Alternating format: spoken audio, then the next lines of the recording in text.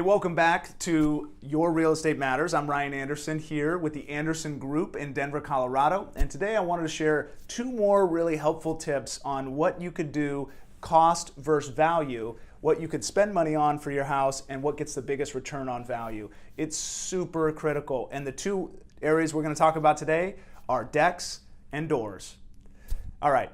So a few years back, I was purchasing a house that we live in now, and the backyard was a mess. It was full of juniper trees and this old wood deck that had these square panels on, or square railings on them, and it was just it was confining, and I couldn't get out. I had to walk around to get to the backyard.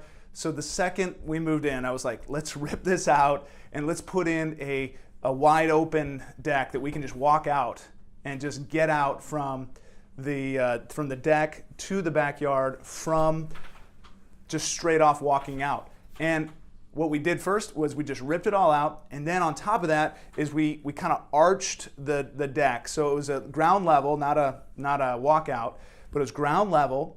And we bought this really cool wood, tiger wood, that would last forever. It's ipe, another form of ipe wood. So it's really strong, really dense. And then we stained it with this beautiful stain, this nice, rich, not an orange, but like a red. And when it was finished, you could see the stripes in it. It was rounded at the edges, so you just step down onto the grass. And now every time somebody comes over to our house, they're like, this deck's amazing. And it really is a showpiece.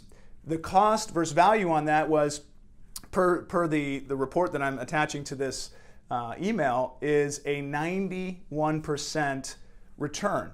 It ranges from 86 to 91 based on if it's in Denver or in the mountains, but I'm averaging at 91%. So the money we put into that will have a 91% return rate, which is amazing. The second thing that you can really improve on your house, the appeal of the house, we talked about garage doors, we talked about decks, it's your front door. And front doors, I've seen some front doors that cost $50,000. I've seen front doors that cost $1,000.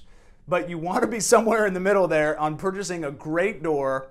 Maybe not that, doesn't always have to be on price, but a door that has windows, that has appeal, that has character. Maybe it has wrought iron on it. I still haven't done the door on our house, which I'd like to, because it could change the entire look. But I've seen houses across Denver that have the most dramatic doors, and the door you could feel is it's like opening to a castle. It's the weight of it, the strength of it, the metal outlines, the trim, the glass, whether it's stained glass or normal glass or multiple layer glass, it makes such a difference. So if you're thinking, gosh, what's the return on that? Well, according to this report, it's in the 90s as well. So the amount of money you spend on a new door has a great return in the 90% range of return on value.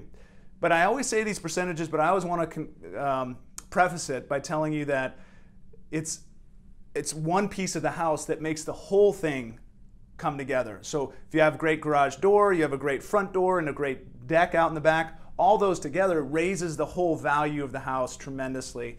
So the two that we talked about today, though, is your back deck, which is a fun thing to roll your sleeves up and get out there and get a new deck on, and putting in a new door. Again, two things that you can do yourself if you're somewhat handy, especially the door. So I hope that helps and encourages you. If you have any questions about that or love to talk about some other options, give us a call at the Anderson Group. I'd be happy to discuss. Have a wonderful rest of your day. Bye for now.